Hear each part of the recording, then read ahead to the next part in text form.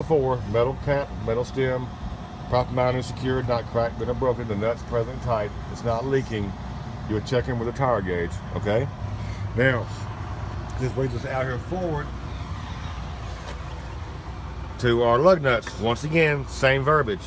Proper mounted and secured, not cracked, bent or broken, the lug nuts are present, they're tight, they're in good condition. There is no evidence of rust trail or watermarks that would indicate a loose rim and an oblong hole. This big thing here is called an axle seal. Axle seal. One up front and the ones in the back are hubs. These are axles. They look like big Oreo cookies. Big cookies, okay? Axle seals are properly mounted and secured by nuts and bolts are present and tight. It's not cracked, bent, or broken. It's well lubed. It's not leaking. It's in good condition. All right? We have dual tires here. Same verbiage as before with a couple of oddballs. My tire is properly mounted and secured. It's beaded to the rim. There's no abrasions, bruises, cuts, or dry rot. It's in good condition. Both the inside and outside. Take your hand, rub it across the top. You're feeling for even tread wear. These tires and the rest of the tires going back can be worn down no more than 2 30 seconds. Up front is 4 30 seconds. Back here is 2 30 seconds. Okay? These can be a recap, but they still must be the match. If this is a radial, that's a radial, and all the tires on the other side of the same axle have to be radials. You can have bipliers tires on this axle and radials on this axle, but you can't mix match the tire types on the same axle. Okay? Proper mounted secured, beaded to the rim, no abrasions, bruises, cuts, or dry rot, even tread wear, no less than 2 30 seconds. Okay? Can be a recap, must be a match to the tire next to it and on the other side of the rim. The company, the PSI is company or manufacturer specifications. If it's company specifications, there'll be a sticker right there, just like that. Tell you how much to put in here. Okay? All right, now this brings us back here. Back up here to the front. This is the beginning of our apron for our company system. Now, remember, if you get the company system, or when you get the company system, it starts right back here with the air manifold and the airlines and the pigtail. It starts there. I've already did all of this.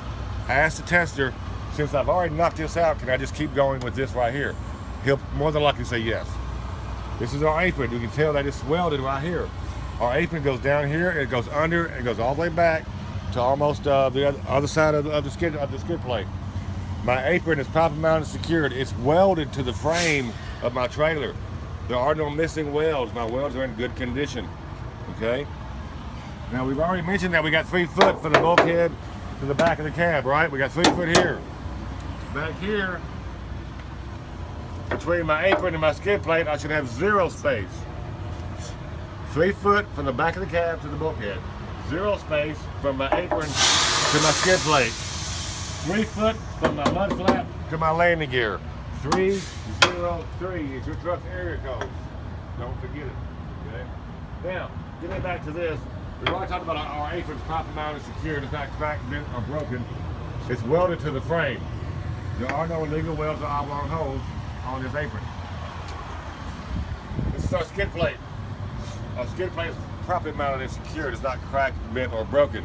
Any nuts, bolts, and welds are present and tight. It's well lubricated. It's good to go. This is our pivot bolt. This is our pivot pin.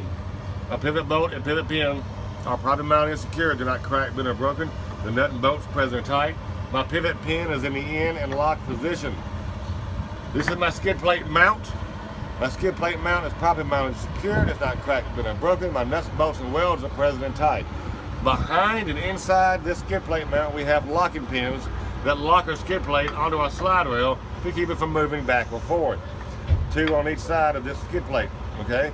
They're properly mounted and secured. The nuts, bolts, and springs are present and tight. They're in good condition, all right? They're in the out and lock position, actually, all right? Coming back up here, we have a safety gate, which is this red thing. Has 1 nut and 1 bolt. It's properly mounted and secured. It's not cracked, bent, or broken. It's present, it's tight, it's in good condition. This is our release handle. Our release handle is properly mounted and secured. It's not cracked, bent, or broken. All of our nuts, bolts, springs, and pins are present, are tight, they're in good condition. Currently, it's in the in and lock position. Right below the skid plate, inside there, going down, we have a bar that goes across the width of the coupling area, which is called a platform. My platform is properly mounted and secured. It's not cracked, bent, or broken. The nuts, bolts, and welds are present and tight. It's in good condition. This leads us to our slide rail. This thing right here is our slide rail. It comes down, it comes out. This is our slide rail mount. It comes up, it comes out. They come together like a sandwich. Top part is the slide rail. Bottom part is the slide rail mount. My slide rail mount and my slide rail are properly mounted and secured. They're not cracked, bent, or broken. All nuts, bolts, and welds are present and tight. They're in good condition. So if this is our slide rail and this is our slide rail mount, that makes these little bad boys my slide rail mounting bolts. The slide rail mounting bolts are properly mounted and secured. They're not cracked, bent, or broken. All my nuts and bolts are present and tight. It's in good condition.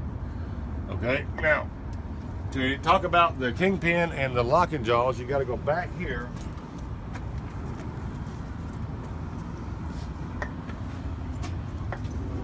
And get up under the trailer with a flashlight and shine it straight up there toward the skid plate. The mouth of the skid plate, you'll see the locking jaws and the kingpin. Start with the kingpin. My kingpin is properly mounted and secured. It's welded to the apron. It's welded to the apron. It's not cracked, bent, or broken. It's in good condition. The kingpin is made of 3 parts. The base, which connects to the apron.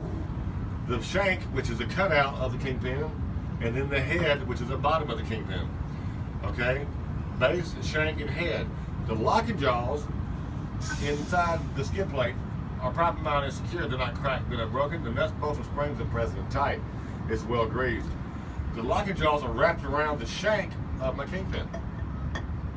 It's locked, it's present, it's tight, it's in good condition. Now, so that's it for the coupling area. Let's finish up the tractor. Straight back down here, we have 2 reflectors. My reflectors are self-adhesive. They're properly mounted and secured. They're not cracked, bent, or broken. They're clean and they're red in color. Drop down to that middle light, which is your reverse light. It's properly mounted and secured. It's not cracked, bent, or broken. The rivets are present and tight. It's clean, it's clear in color. The 2 lights next to it that are red, that is your turn signal, your 4-ways, your brake lights, and your marker lights. They're properly mounted and secured. They're not cracked, bent, or broken. The rivets are present and tight. They're in good condition. The lens should be clean and red in color. Tag light is properly mounted and secured. The nuts, bolts, and springs, the nuts and bolts are present and tight. It's in good condition. It's not cracked, bent, or broken. The lens up under it is clean and clear in color. Now I just realized I forgot to talk about my shocks on my drives. See how that works? You forget things and you can go back and just say, hey, I forgot about my shocks. Let me knock out my shocks on my drives when I'm sitting here. My shocks have an upper mount and a lower mount. They're properly mounted and secured. The nuts and bolts are present and tight. They're not cracked, but they're broken. They're in good condition. My shock mounts have rubber grommets. There's no abrasions, bruises, cuts, or dry rot. They're in good condition. The shock itself contains oil and nitrogen. It should not be leaking. If it was leaking, I would notice it on the bottom sleeve. Okay? So that way you don't miss anything.